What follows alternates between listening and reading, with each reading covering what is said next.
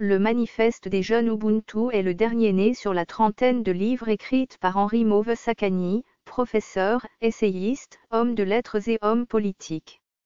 L'ouvrage de 15 chapitres contient plusieurs illustrations pédagogiques étalées sur 324 pages.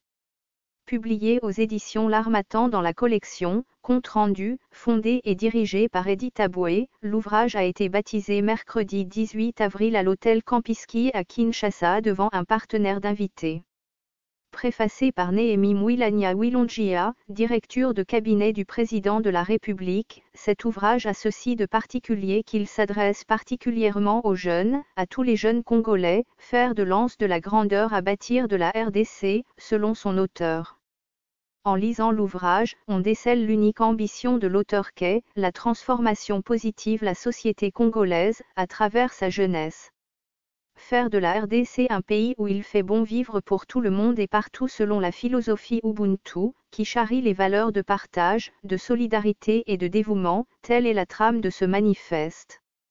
Pour Mauve, résumé par le professeur Goma Binde, la grandeur physique de la RDC nous destine à être une grande puissance car un géant faible est un danger pour ses voisins et pour lui-même. Les artisans de cette grandeur de la RDC ce sont les jeunes en qui l'auteur a foi. Les jeunes doivent être écoutés, d'après lui. Ils doivent surtout être outillés pour servir la grandeur de la RDC, estime H. Mauve. Leur outil de combat politique, c'est le réarmement de la pensée avec la philosophie Ubuntu, source de puissance, dit-il dans son livre.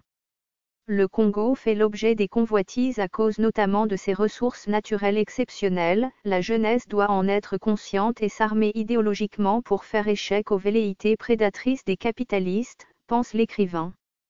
Il en appelle à l'esprit de résistance de la jeunesse. Pour y arriver, les jeunes Congolais, selon H. Mauve, doivent porter les valeurs Ubuntu à leur paroxysme, qui est aux antipodes de l'individualisme. Ils doivent notamment être solidaires, travailleurs acharnés, disponibles, patriotes, serviables, dévoués et fraternels. Ils doivent avoir un sens élevé d'humanité. Le Ubuntu se situe entre le libéralisme et le socialisme, selon Mauve. La jeunesse doit graver dans son esprit les valeurs Ubuntu, insiste-t-il pour faire rayonner la RDC dans le monde. L'amour du Congo doit être le catalyseur de cette quête de grandeur. Elle peut se résumer avec le slogan « Tout lova Congo ».